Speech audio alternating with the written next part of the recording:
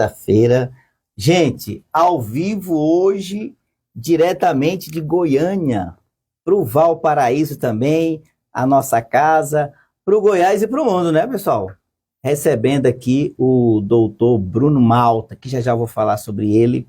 Mas antes, eu quero fazer um breve comentário sobre nossa capital federal, que está passando dias aí de polvorosa, né, gente? Brasília parece que se reinventa. E agora, gente, com essa nova denúncia aí, esse novo indiciamento da Polícia Federal, certamente nuvens estão chegando. Não sabemos onde vai parar, mas sabemos que, como diz um amigo nosso, em Brasília, doutor, tudo pode, nada pode. Depende. Com esse breve editorial, eu quero receber ele, que é bacharel em Direito pela Faculdade de Londrina. Ele é coordenador do Núcleo de Atuação Extrajudicial, o NAI, aqui da Defensoria Pública do Estado de Goiás. Hoje nós vamos bater um papo sobre direito da família, direito de animais, com o defensor público da Defensoria Pública do Estado de Goiás, o doutor Bruno Malta. Boa noite, doutor. Boa noite, Jaimilson. Boa noite a todos que nos acompanham aí de casa. Prazer estar aqui no programa Palavra Franca, para nós podermos conversar sobre esses assuntos, sobre defensoria pública, acesso à justiça, direito das famílias, direito dos animais, né, os pets. Então, aqui à disposição, um prazer enorme estar aqui com você. E de já quero agradecer, doutor. Mandar um abraço para a Defensoria Pública lá de Valparaíso, que foi quem nos fez a sugestão de pauta e o programa de pronto aceitou. Doutora Jéssica, um abraço, muito obrigado aí, o pessoal de Valparaíso. Doutor, primeiro de tudo, né? Jovem, né, gente?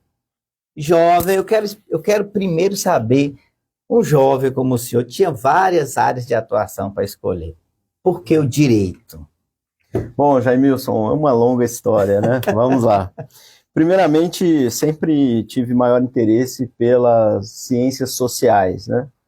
Pensando ali na sociologia, ciência política e o direito como uma ciência social aplicada, me chamou muito a atenção, um curso de tradição, e eu sou daqui de Goiânia mesmo, né? Goianiense.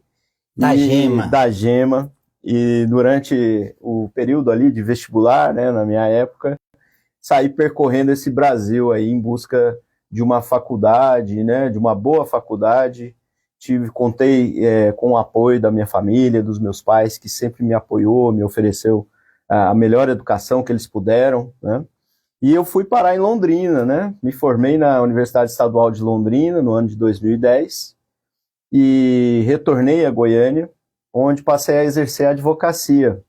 Então, comecei a minha carreira jurídica na advocacia e logo parti para a Defensoria Pública, essa instituição que tem como missão constitucional garantir o acesso à justiça, garantir direitos à população mais vulnerável do nosso país. E eu sou um apaixonado pela Defensoria Pública, amo o que eu faço, tenho o maior prazer em servir as pessoas que nos procuram, né? Nós chamamos de assistidos porque oferecemos a eles o serviço de assistência jurídica, né? E sou muito realizado profissionalmente no direito e especialmente como defensor público. Legal, né? Gente, a defensoria é a maneira mais fácil de você ter acesso à justiça, correto, doutor? Exatamente. Muitas pessoas ainda em Goiás desconhecem o trabalho da Defensoria Pública. E isso tem uma razão de ser, né? A Defensoria Pública ela foi criada pela Constituição Federal de 1988 e o Estado de Goiás foi um dos últimos do Brasil a, de fato, implementar a Defensoria Pública no formato previsto na Constituição. Ou seja, uma instituição com autonomia, com independência, ou seja, sem estar ligada a governos, né? Sai governo, entra governo, é uma instituição permanente. A Defensoria Pública passou a existir no plano legal aqui em Goiás desde 2010, mas o primeiro concurso demorou um pouco para os aprovados serem nomeados. Nosso primeiro concurso, as primeiras nomeações só foram acontecer no início de 2015, Eu sou oriundo do segundo concurso da instituição. Olha aí. E atuo desde outubro de 2015. Então, considero que o ano de 2015 foi um marco importante, né, que é quando essa instituição passa a ganhar corpo aqui no estado de Goiás, né? E hoje nós atuamos aqui na capital, na região metropolitana, Aparecida de Goiânia, Trindade, Inhumas. Nós atuamos também em Anápolis, Lusiânia, Valparaíso, né? E estamos em pleno processo de expansão. Por quê? Porque esse atraso histórico ele não pode continuar, já que nós temos muitas pessoas que precisam desse acesso à justiça, que é garantido pela Defensoria Pública. Jaimilson, é importante dizer, quando nós falamos em acesso à justiça, nós estamos falando em muito mais do que o simples acesso ao Poder Judiciário.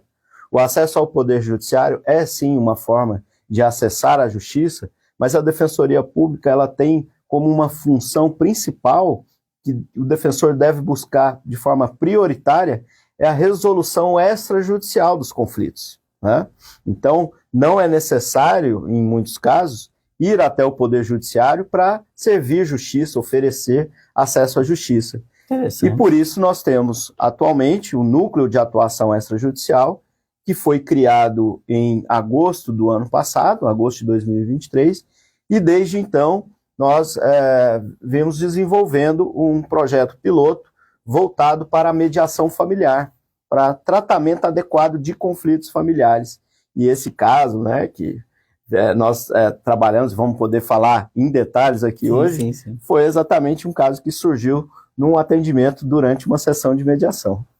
Gente, o que nos chamou a atenção dessa matéria hoje foi justamente uma sugestão da Defensoria lá de Valparaíso, e eu fiquei extremamente curioso para saber, né, nessa intermediação aí de um divórcio, aonde se tratou de um caso que é mais do que atual, né, a questão dos pets, como é que fica. Mas já a gente vai entrar, eu quero antes, doutor Bruno, a demanda hoje desse núcleo de atuação extrajudicial, NAI, essa demanda hoje, qual é a média de atendimentos por mês, como é que é esse acesso a esses atendimentos? Certo.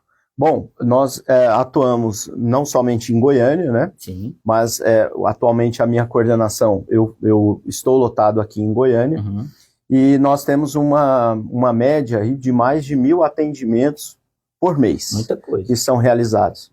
A área das famílias, né? Então questões envolvendo divórcio, dissolução de união estável, guarda, pensão alimentícia, convivência familiar, partilha de bens. Esse é o carro-chefe, quer dizer, onde está o maior volume, em termos numéricos, o maior volume de atendimento da nossa instituição. Por isso, esse número expressivo, né, de aproximadamente 1.000 atendimentos por mês, apenas no núcleo de atuação extrajudicial. Sim.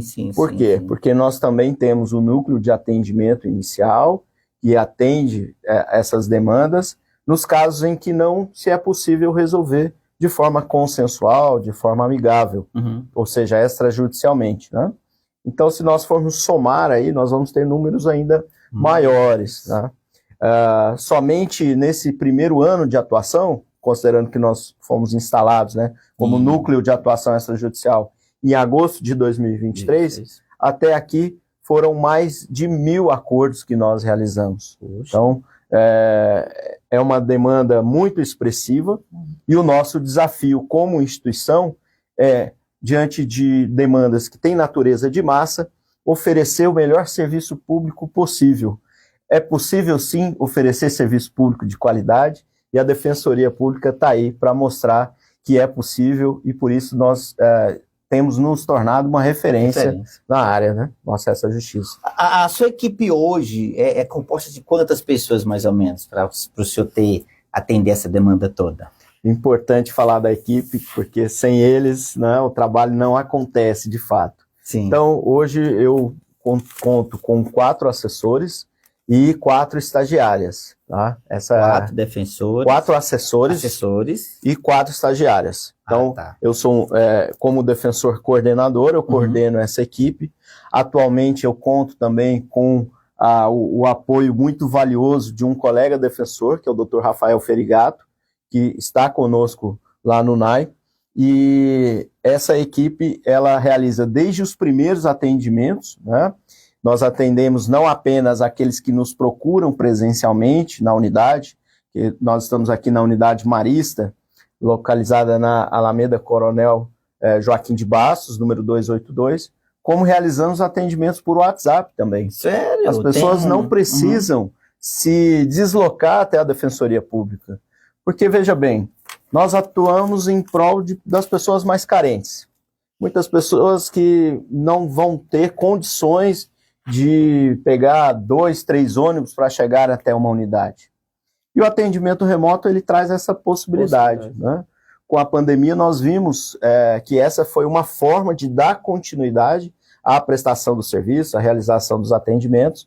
Os atendimentos remotos, então, vieram do contexto da pandemia, da Covid-19, mas vieram para ficar, porque nós percebemos que, de fato, para muitas pessoas era mais interessante, exatamente pela capilaridade, pelo maior alcance que nós conseguimos com isso. Então, esses atendimentos da Defensoria Pública, no caso do Núcleo de Atuação Extrajudicial, são realizados seja presencialmente, ou seja virtualmente. As sessões de mediação também acontecem envolvendo pessoas que estão em cidades, estados, ou às vezes em países diferentes. Sério? Nós já fizemos mediações com pessoas residentes em Portugal, uma aqui em Goiás, outra parte lá em Portugal, Suíça, Espanha. Então, nós trabalhamos para romper as barreiras do acesso à justiça. Essas barreiras geográficas que hoje nós podemos transpô-las, né, por meio da tecnologia e das diferentes formas de prestar o atendimento. Eu quero que eu repita novamente o endereço aqui no setor marista e o telefone. Sim. Que a pessoa quer, e quem está nos assistindo, quero mandar um abraço aí para toda a nossa capital Goiânia, para Valparaíso, nossa cidade, né? E hoje, pessoal, estamos com uma edição especial aqui na nossa capital, em Goiânia, diretamente aqui estamos aqui no Jardim América, né? No estúdio aqui, parceiro aqui no Jardim América, transmitindo para o Goiás, para o Brasil, para o mundo, o programa Palavra Franca. Eu quero mandar um abraço para a doutora Jéssica, da Defensoria Pública, lá de Valparaíso. No Marista, onde é que fica? Alameda Coronel Joaquim de Bastos, certo. Número 282. Ali, próximo ao Parque Areião. Né? Areião, certo. O pessoal que vem ali da Avenida 85, às vezes desce do ônibus por ali. Essa Alameda é aquela Alameda que tem muitas clínicas ali. Sim. Que vai dar lá no Parque Areião. Um prédio verde que vai estar do lado direito, descendo ali da Avenida 85. Nós temos uma central virtual de atendimento, que atende pelo telefone 62-3602-1224. E, no caso do Núcleo de Atuação Extrajudicial, como eu mencionei, que nós temos esse atendimento pelo WhatsApp também, basta enviar mensagem pelo telefone que é só um minuto, 62-3602-1256. 3602-1256. Olha, gente, o doutor Bruno, e eu quero já, de pronto, né, doutor, agradecer a sua, né, disponibilidade de estar aqui conosco hoje no programa, porque a gente sabe que a agenda de um defensor público é muito corrida, e ele, gentilmente, né, cedeu essa agenda. Eu quero agradecer, mandar um abraço para Lívia Amaral, que nos intermediou aí a questão da agenda, né? Obrigado, viu, Lívia, pela sua colaboração. E, gente, diante de todas essas informações da Defensoria Pública, eu quero parabenizar o doutor Bruno, esse jovem defensor público, né, que escolheu o direito, eu acho que escolheu bem, porque a gente vê quando a pessoa fala com os olhos, né? E ele fala com os olhos sobre direito. Então é a área e realmente é o talento dele.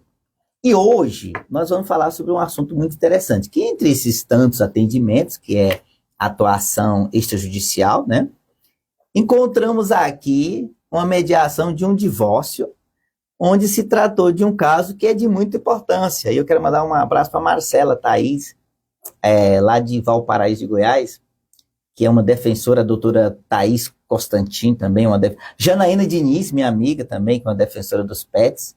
Ela tem 8 pets em casa. Se não me engano, né, Janaína? Se eu não estiver errado, acho que é 8, né? E aí, doutor Bruno, me chamou muita atenção essa intermediação de um divórcio com os pets. Me conta essa história, como é que foi essa história, doutor? Como é que chegou esse caso até o senhor? Jaimilson, era um atendimento, né, de uma questão familiar, como você disse. Produção, dá uma olhada aqui no meu, para ver se carregar. E ali, durante a sessão de mediação, que estava sendo acompanhada pelo colega, o doutor Rafael Ferigato, e pela nossa mediadora, a doutora Rita, essa família estava ali resolvendo as questões, a formalização do término da relação conjugal, né, se dá por meio do divórcio. Sim. E geralmente o que nós temos nesses casos? Nós temos, quando há filhos menores de idade, a necessidade de regulamentação da guarda, da convivência familiar, da pensão alimentícia das crianças ou dos adolescentes. Sim, sim. Também, geralmente, temos as questões sobre partilha de bens, aqueles bens que foram adquiridos, bens ou dívidas, né, Jaimilson? Nós sempre brincamos que a partilha se dá para o bem e para o mal, né? Os dois lados, né? O patrimônio e as dívidas também. Os ônus e os bônus. Exato. E a ideia é que, por meio da mediação, que é uma dinâmica que favorece o diálogo para que as próprias pessoas envolvidas possam resolver todas essas questões que eu mencionei, percebeu-se que ali, naquele caso, havia uma preocupação daquele casal que estava em processo de separação. E qual era a preocupação? A preocupação era o destino do Calvin e da Maia. Sério? 2 cachorrinhos, o Calvin de 10 anos e a Maia de 2 aninhos, e uma preocupação em relação a como ficaria a situação desses cachorrinhos com aquele divórcio, com a separação, né, dos tutores. E ali o Dr. Rafael percebeu, né, que essa era uma preocupação e informou que hoje o direito das famílias, né, direito em geral, ele traz essa possibilidade de uma regulamentação da guarda, né, e a guarda que significa cuidar, né? Sim, sim. Tanto quanto nós falamos de uma criança como de um animal de estimação, é importante que com o rompimento da relação conjugal, daquela relação entre duas pessoas adultas que resolveram não mais seguir seus caminhos juntas, sim, é preciso definir como vai se dar o cuidado em relação aos frutos dessa relação. Nesse caso, eles tinham 2 animais de estimação e ali ficaram sabendo então dessa possibilidade e definiram o destino do Calvin e da Maia em relação à guarda, em relação ao custeio das despesas, com ração, com veterinário, né? Que é uma forma da gente perceber que o direito avança, assim como a sociedade avança e se transforma, e que é necessário garantir direitos não apenas dos seres humanos, né? Acredito eu, pelo menos a minha convicção, que nós, seres humanos, por sermos dotados da dignidade humana, nós devemos ser, sim, o centro do ordenamento jurídico, né, de toda a preocupação, mas os animais também precisam ter essa proteção merecida. Sim, né? sim. E o que nós percebemos é que esses avanços têm ocorrido. Então, esse foi o primeiro caso que nós, na Defensoria Pública, chegamos à regulamentação desses, vamos dizer, desses cuidados em relação aos pets, né? Mas se nós avaliarmos historicamente o direito, como o direito enxergou esses seres, até pouco tempo os animaizinhos, mesmo os animais de companhia, né, os pets, eram considerados como coisas, sim, como objetos, né? E hoje já existe uma mudança acontecendo no sentido de que não se trata de meras coisas, de meros objetos, né? Que nós fazemos com eles aquilo que bem entendemos, sim, inclusive deixamos de lado. Sim. A partir do momento em que um casal resolve adotar um cãozinho, né, ele deve se responsabilizar por essa vida, por esse ser, por toda a existência deles, independente da existência ou não daquela relação conjugal ali. Então, nesse caso, houve, primeiro, a informação quanto a esse direito, a essa possibilidade deles regulamentarem, e o destino final, a conclusão é que todo mundo ficou satisfeito. Por quê? Porque esses seres foram considerados, né, como seres que, talvez, vamos dizer, são sujeitos de direitos. Perfeito, olha que legal. São dois, no caso. Sim. Eram dois, né? Ambas as partes chegaram a um consenso, deu certo. Sim, chegaram a um consenso. E é importante, né, nós diferenciarmos um pouco o que é a guarda de uma criança, a convivência familiar, a pensão alimentícia, e o que se dá em relação a esses animais, né?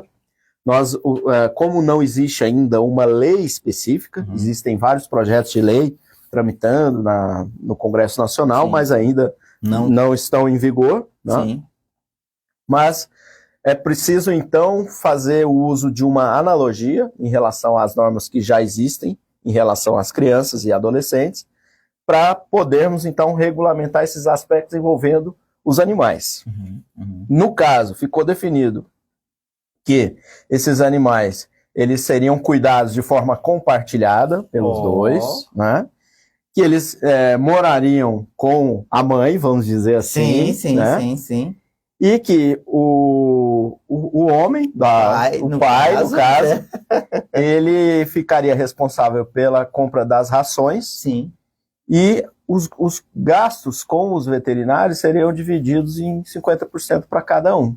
Pronto, então eles já se anteciparam em relação a qualquer tipo de problema que possa vir a ocorrer com despesas relacionadas a hospitais veterinários, né, a esses custos, que são custos consideráveis. Sim, né? Sim, hoje, né? Então essa foi a definição desses aspectos de cuidado, né? Eu gosto sempre de... Tirar o som aqui. Né? Eu gosto sempre de dizer, tanto em relação a questões relacionadas às crianças e adolescentes, como agora, nesse caso, né, que envolve os animais, quando a gente fala de guarda, convívio, pensão, nós estamos falando sobre diferentes dimensões do que é cuidar de alguém. Cuidar de alguém que precisa, pela sua condição, de alguém que preste, né, todos esses cuidados. Então, é importante que eu vejo nessa definição desse caso que nós estamos comentando aqui, uma preocupação em relação a esse cuidado.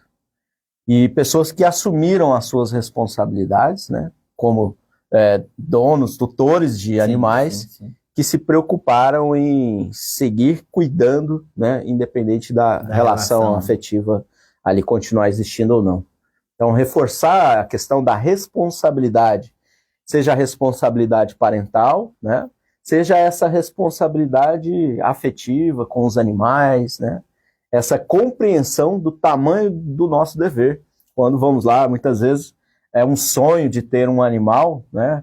Muitas vezes as pessoas não pensam nas consequências, não vir a ser daquilo. E nesse caso, essa família soube, né, a partir do momento que tomaram conhecimento de que era possível regulamentar esses aspectos, eles avançaram e o que nós podemos perceber é como eles saíram satisfeitos com essa possibilidade, né, de dar esse reconhecimento.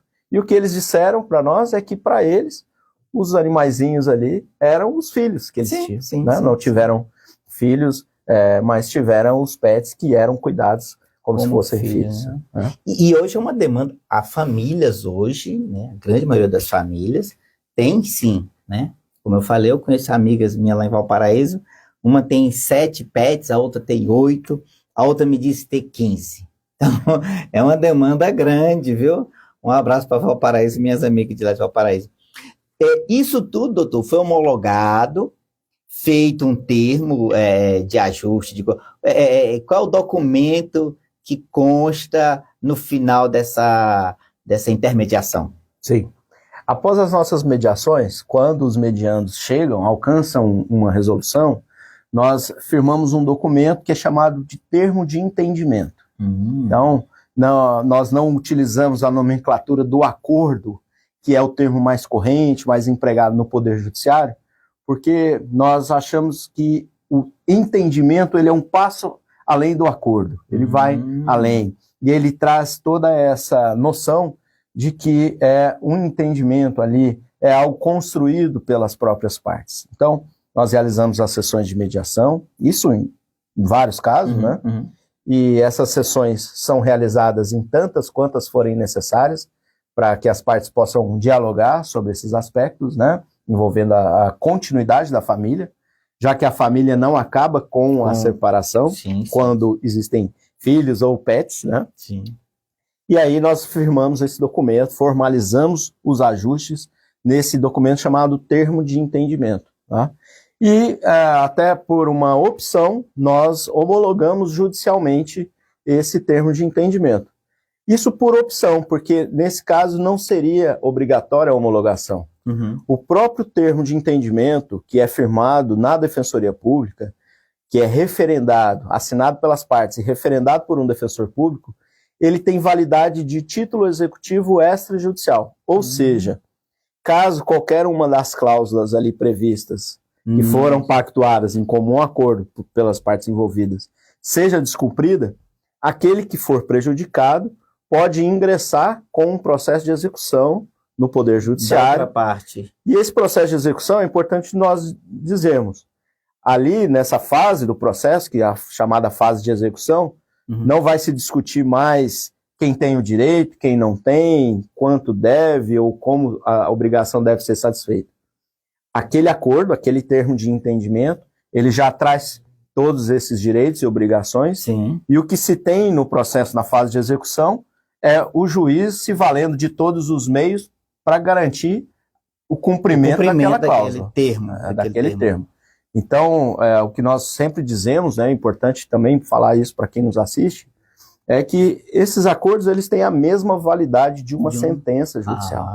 É importante falar isso, né? E isso, de certa forma, valoriza o exercício da autonomia das partes, né? É importante nós percebermos que nós temos capacidade de gerir nossos próprios conflitos. Olha aí. Que nem sempre nós precisamos recorrer a uma autoridade do Estado, à própria Defensoria Pública ou ao Poder Judiciário, para que uma questão, um determinado conflito seja resolvido, né? E quando nós falamos de questões familiares, hoje considerado o meio mais adequado de se tratar esses conflitos, de fazer essa gestão, é por meio da mediação. Sim. Que é essa dinâmica de favorecimento do diálogo que empodera as pessoas, os envolvidos, para eles poderem tomar as próprias decisões. E resolverem suas vidas, né? Exatamente. Doutor, é necessário constituir um advogado? E aí essa pergunta eu quero deixar, porque eu quero mandar até um abraço para os nossos advogados. Valparaíso agora, como no estado teve, né? Na verdade o país teve as eleições para a OAB, né? Eu quero cumprimentar aqui o doutor José Zito, presidente da OAB de Valparaíso de Goiás e Novo Gama. Ele foi reeleito, né? Presidente lá da subseção de Valparaíso. Um abraço, doutor Zito. E aí a minha pergunta esses acordos, esses termos de entendimento, né? Sim. É preciso constituir um advogado? Nos casos realizados, nos atendimentos feitos na Defensoria Pública, é o defensor público quem presta o serviço de assistência jurídica, de orientação jurídica, e é o defensor quem referenda esses termos de entendimento. Tá? Então, é importante essa pergunta para nós aprendermos a diferenciar o trabalho do advogado do trabalho do defensor público. Sim. Nós estamos falando aqui de todas essas instituições que são consideradas pela Constituição Federal instituições essenciais à justiça. Que a Constituição usa até um termo mais complicado, né? Essenciais à função jurisdicional do Estado. Mas vamos chamar de sistema de justiça. Sim. Nesse grande sistema de justiça, nós temos várias instituições. Entre elas, o Poder Judiciário, o Ministério Público, a Defensoria Pública, a Advocacia Pública, que são os procuradores dos municípios, procuradores do Estado, os advogados gerais da União, os procuradores da Fazenda Nacional, e nós temos a advocacia privada, ok? Em relação às pessoas mais vulneráveis, a Defensoria Pública tem como missão prestar a assistência jurídica, a orientação e resolver toda essa parte jurídica em favor dessas pessoas. Então, as pessoas que não, no caso, o nosso critério para analisar, para a primeira análise dessa condição de vulnerabilidade, é a renda da pessoa. Tem um critério. Exato. Né? Hoje nós temos uma resolução editada pelo Conselho Superior da Defensoria Pública do Estado de Goiás, que prevê que pessoas que têm renda de até 3 salários mínimos têm direito a ser atendidas pela Defensoria Pública. Até 3 salários mínimos. Até 3 salários mínimos. Então, as pessoas que se enquadram nesse primeiro critério não precisam pagar por um advogado. Por quê? Porque elas têm o direito à assistência jurídica da Defensoria Pública. Certo. Então, o nosso papel é servir a essas pessoas, servir essa assistência jurídica a essas pessoas que mais precisam. Né? Perfeito, perfeito.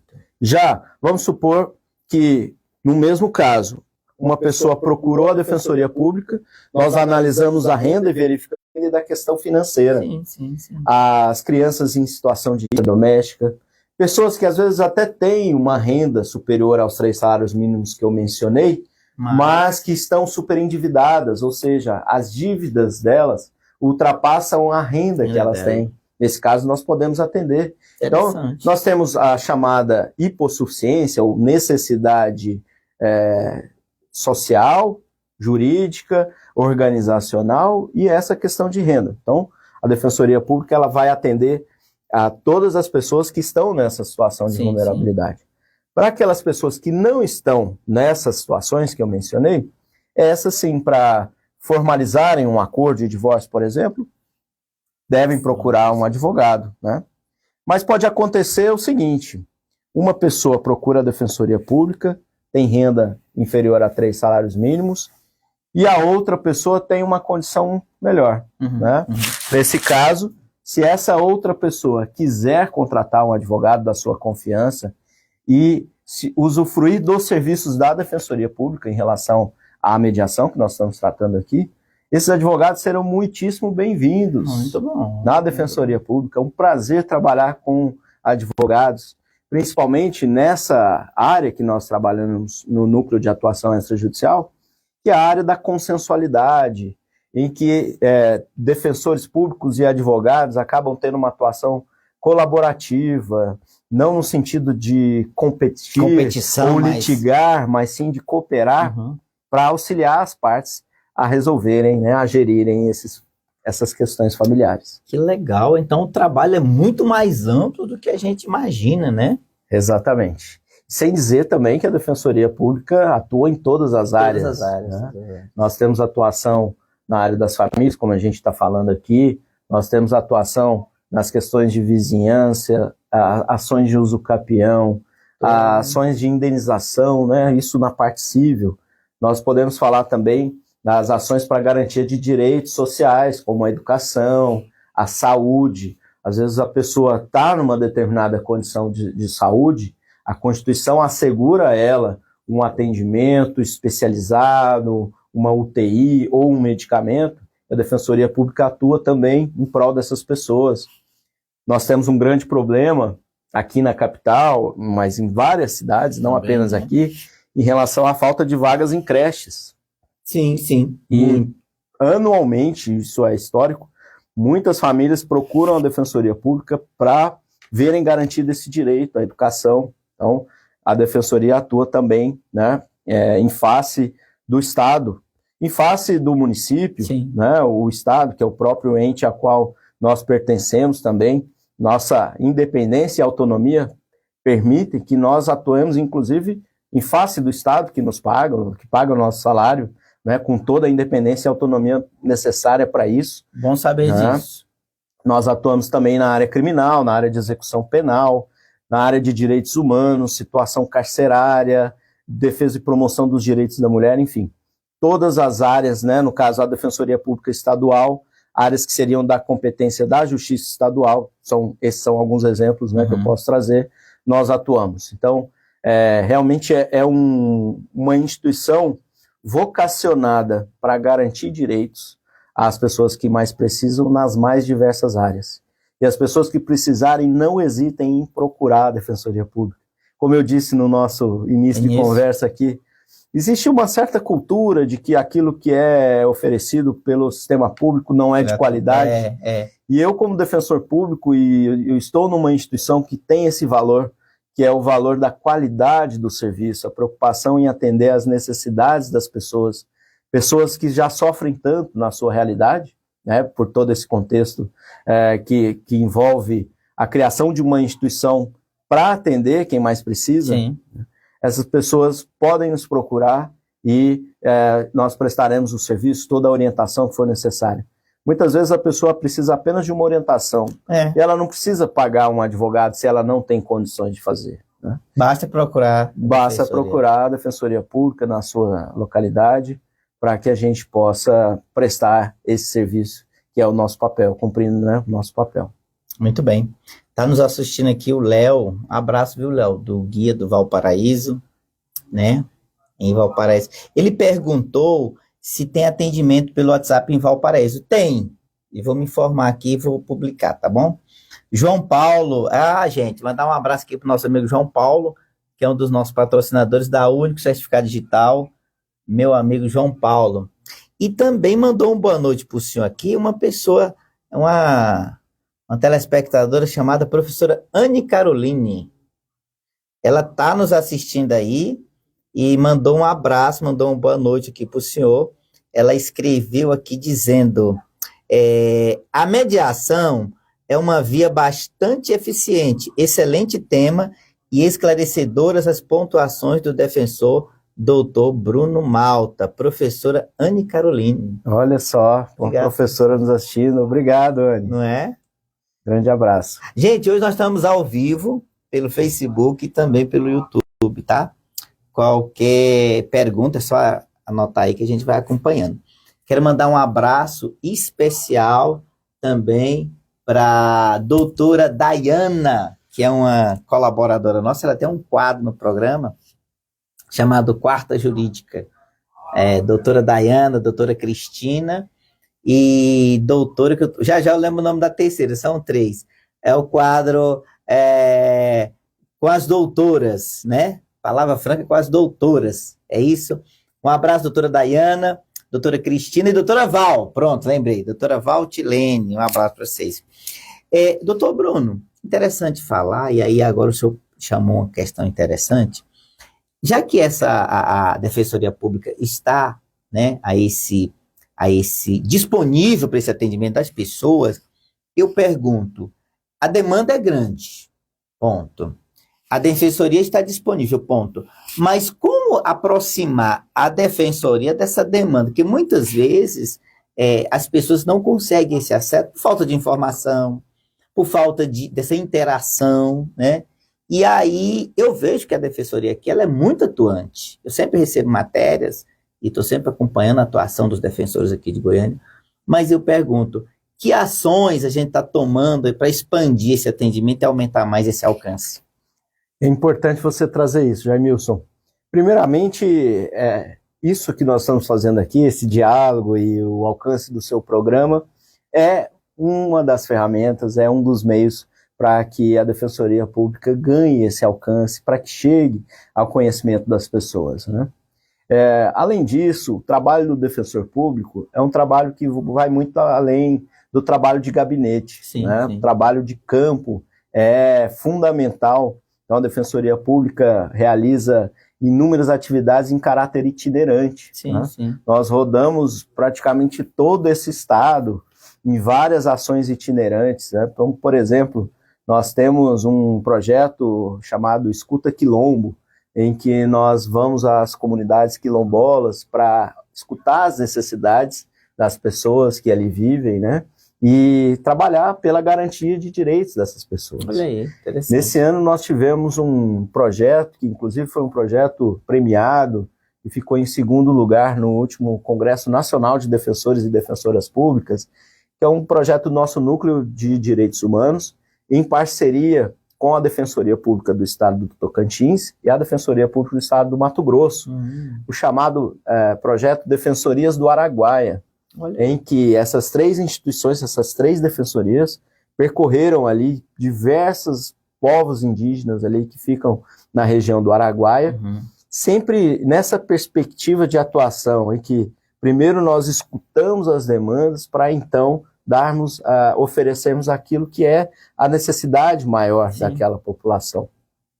Além de outras ações itinerantes, né, que nós realizamos, que nós levamos os nossos serviços, esses serviços que nós estamos falando aqui hoje, mediação familiar, serviço para obtenção de documentos, muitas vezes a demanda se resolve com a solicitação de uma segunda via, de uma certidão de nascimento, ou o registro tardio de uma pessoa que não obteve o registro assim que nasceu.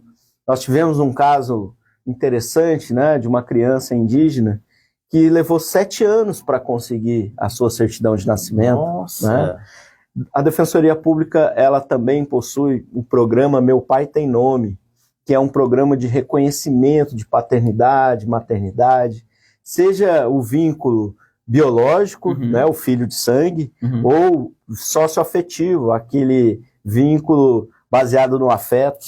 Né? Sim. E hoje nós temos uma atuação pelo programa Meu Pai Tem Nome em todo o estado. Né? Nós, nessas atividades itinerantes, nós oferecemos o serviço, e as pessoas que estão nos acompanhando, às vezes estão numa localidade, uma cidade que ainda não conta com uma unidade instalada da Defensoria Pública, podem nos procurar no núcleo de atuação extrajudicial, por esse número que eu falei, né, do WhatsApp, o 6236021256, que nós realizaremos e daremos esse auxílio para o reconhecimento de paternidade, inclusive realizando exames de DNA, quando for necessário, de forma totalmente gratuita para essas pessoas que mais precisam. Olha aí. Então, tentando, né, responder à sua pergunta, esse trabalho de sair da zona de conforto, sair do gabinete, do ar-condicionado, das paredes, e ir até as comunidades quilombolas, os povos indígenas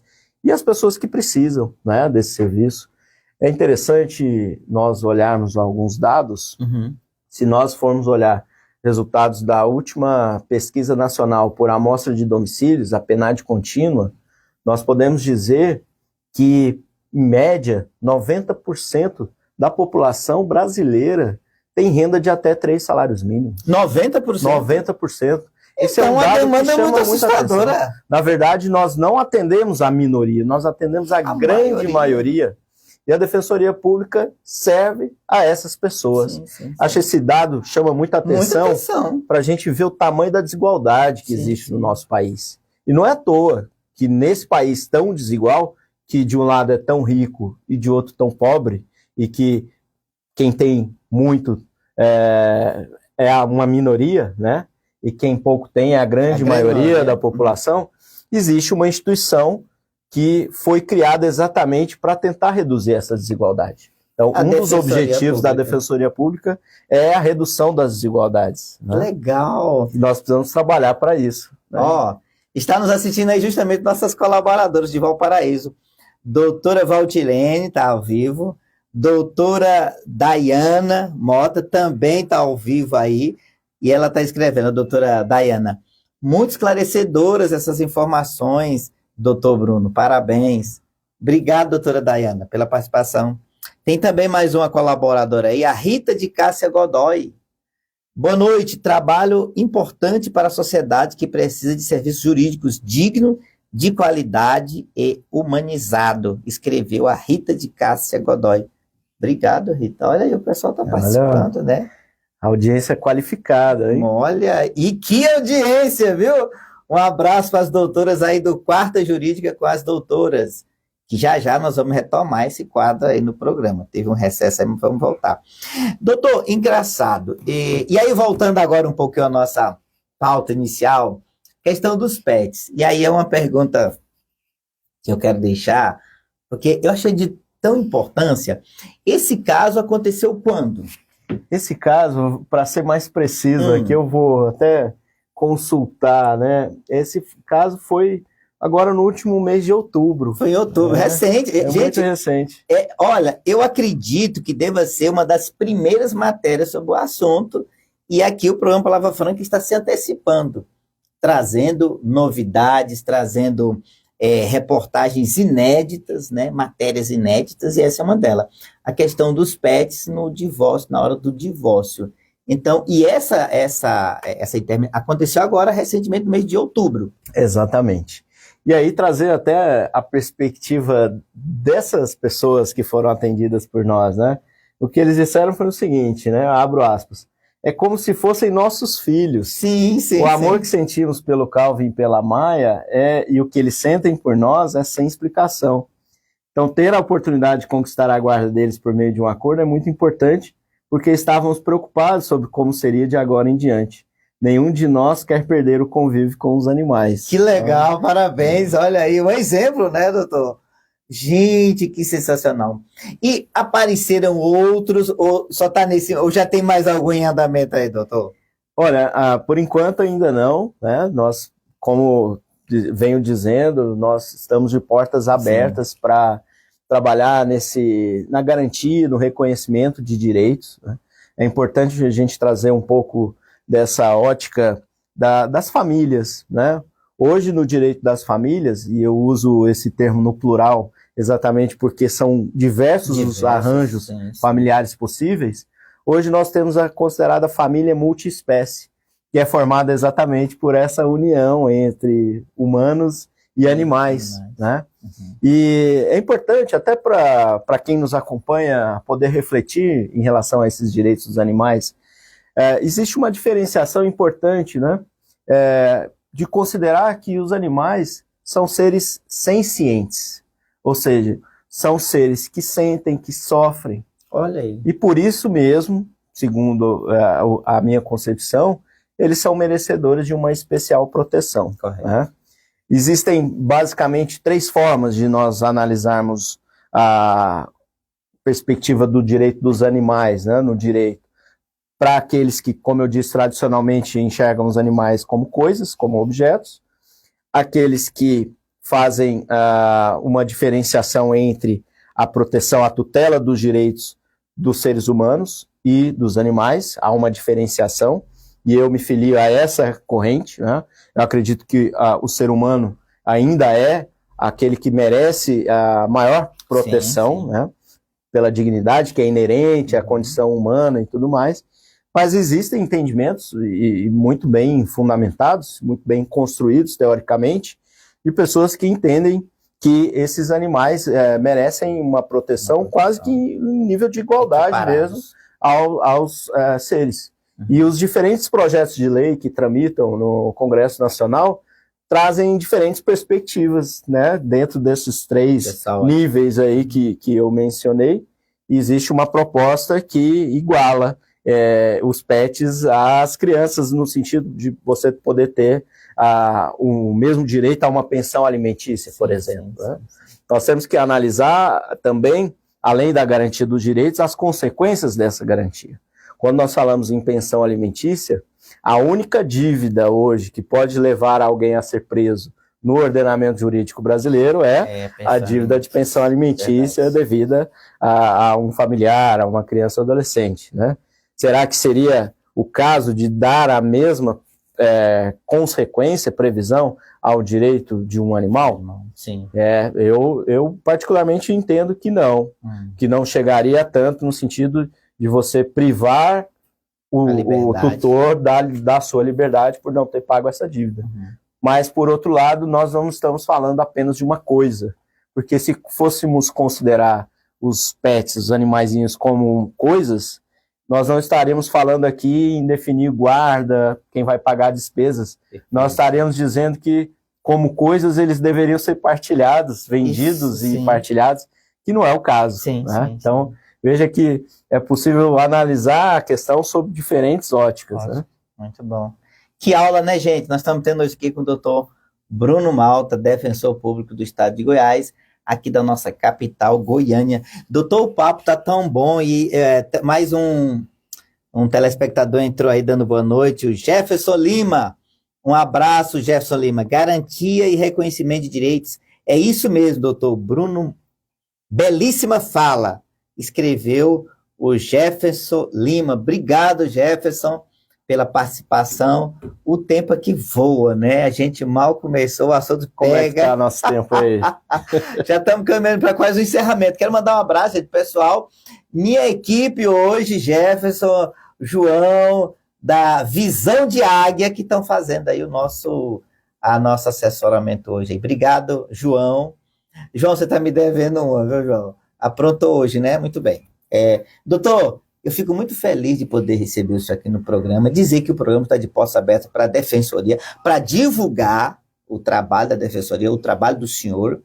Estando em Valparaíso, né, convido o senhor para estar lá conosco, no nosso estúdio lá na cidade, mas sempre que tiver oportunidade, que a porta estiver aberta, estaremos aqui para falar com o senhor, para divulgar as atividades da Defensoria Pública.